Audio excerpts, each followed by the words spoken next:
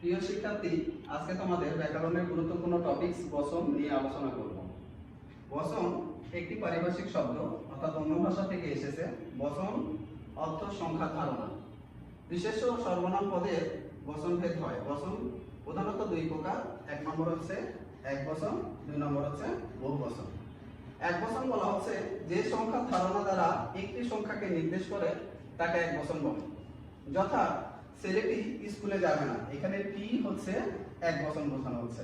ময়ূরটি নাচছে, এখানে টি দ্বারা এক বচন বোঝানো হচ্ছে। দুই নম্বর হচ্ছে বহু বচন, যে সংখ্যার ধারণা দ্বারা একাধিক সংখ্যাকে নির্দেশ করে তাকে বহু বচন বলে। যেমন শিক্ষকেরা জ্ঞান দান করে, এখানে এরাটা হচ্ছে বহু বচন।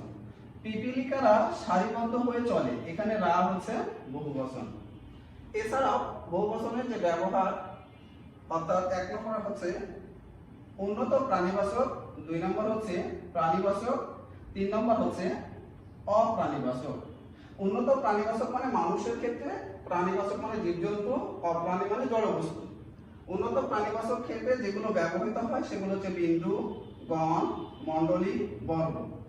যেমন বলা হয় সুধী বিন্দু, জনগণ, শিক্ষক মণ্ডলী, কবি বর্গ। সবগুলো ব্যবহৃত হয় প্রাণীর ক্ষেত্রে, সকল, প্রাণীর ক্ষেত্রে, সমূহ, প্রাণীর ক্ষেত্রে, কুল, প্রাণীর ক্ষেত্রে। আর অপ্রাণীর ক্ষেত্রে যেগুলো ব্যবহৃত হয় সেগুলো হচ্ছে মালা, কুঞ্জ, দাম, রাজি, রাশি, আবলি, গুচ্ছ। মালাটা ব্যবহৃত হয় পর্বতের ক্ষেত্রে, কুঞ্জটা মেঘের ক্ষেত্রে, দাম কুসুম অর্থাৎ ফুল, রাজিটা হচ্ছে তারকা ক্ষেত্রে, রাশিটা হচ্ছে বালির ক্ষেত্রে, আবলিটা হচ্ছে পুস্তকের ক্ষেত্রে, গুচ্ছটা হচ্ছে গল্পের ক্ষেত্রে। এখন দেখো যে উন্নত প্রাণীবাচকে যে বহু বচনগুলো ব্যবহৃত হয় সেগুলো কোনো সময় প্রাণীবাচক এবং অপ্রাণীবাচকের ক্ষেত্রে ব্যবহার হবে না। কেন? এখানে সুধী বিন্দু যখন বলা হচ্ছে তখন মানুষের ক্ষেত্রে ব্যবহার হচ্ছে, কিন্তু প্রাণীর ক্ষেত্রে গরু, ছাগল, হাঁস, মুরগি এগুলোর ক্ষেত্রে ছাগল বিন্দু বা গরু মণ্ডলী বা ভেড়াগণ ব্যবহৃত হবে না। আবার অপ্রাণীর ক্ষেত্রে যেগুলো ব্যবহৃত হয় সেগুলো প্রাণীবাচক এবং উন্নত প্রাণীবাচকের ক্ষেত্রে ব্যবহার হবে না।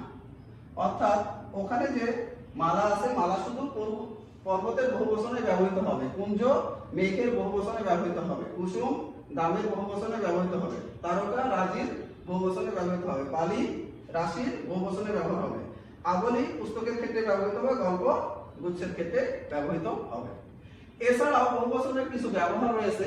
যেমন দেখো যেখানে বলা হচ্ছে যে শব্দের পূর্বে দ্বিরুক্ত থাকলে বহুবচন হয়।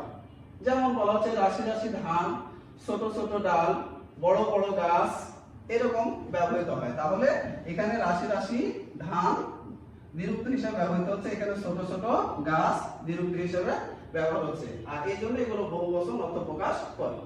এরপরে বলা হচ্ছে শব্দের পূর্বে যদি অসংখ্য, অজস্র, অনেক, বিস্তর, ঢের, বেশি, এগুলো সবগুলোই কিন্তু সমর্থক অর্থ প্রকাশ করে।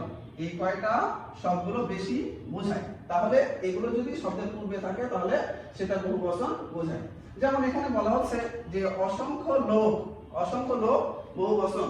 এছাড়া অজস্র সম্পদ, কারণ যদি অনেক সম্পদ থাকে তাহলে সেটা বহুবচন বোঝাচ্ছে। অনেক গাড়ি, অনেক গাড়ি এখানে বহুবচন প্রকাশ পাচ্ছে। বিস্তর গাছ মানে অনেকগুলো গাছের সমাহার যেখানে থাকে সেখানে বহুবচন প্রকাশ করে। এছাড়াও কয়েকটা বহুবচনের ব্যবহার এখানে উদাহরণ দেওয়া আছে, যে পোকার আক্রমণে ফসল নষ্ট হয়। এখানে পোকা দ্বারা একটা ফসলে একটা পোকা থাকে না, অসংখ্য পোকা থাকে, এখানে বহুবচন প্রকাশ করছে। বনে সিংহ থাকে, এখন বনে সিংহ এক বচনও বোঝায় আবার বহুবচনও বোঝায়। এরপরে রবীন্দ্রনাথ প্রতিদিন জন্মায় না, এখানে রবীন্দ্রনাথ এক বচন, কিন্তু যদি এখানে এই রবীন্দ্রনাথের সাথে রা যুক্ত করে দেওয়া হয় তাহলে এটা আর এক বচন থাকবে না, তখন বহুবচন প্রকাশ করে। এটাই করিমদের বাড়ি, করিমদের মানে করিমের সাথে আরো তার বন্ধুরা আছে, এই জন্য এটা বহুবচন প্রকাশ করছে। হাটে লোকজন জমেছে বা লোকজনের জমায়েত হয়েছে, এখানে লোকজন অনেক বহুবচন প্রকাশ পাচ্ছে, এই জন্য এটা বহুবচন। সকল মানুষই মরণশীল, এখানে সকল দ্বারা বহুবচন প্রকাশ পাচ্ছে। এছাড়াও আছে সাহেবের বহুবচন হচ্ছে সাহেবা, বুজুর্গ এর বহুবচন হচ্ছে বুজুর্গান। তাহলে আজ এই পর্যন্তই। পরবর্তী ক্লাসে তোমাদের সাথে দেখা হবে। আরো বিস্তারিত জানার জন্য আমার ফেসবুক পেজে তোমরা নক দিতে পারো। আল্লাহ হাফেজ।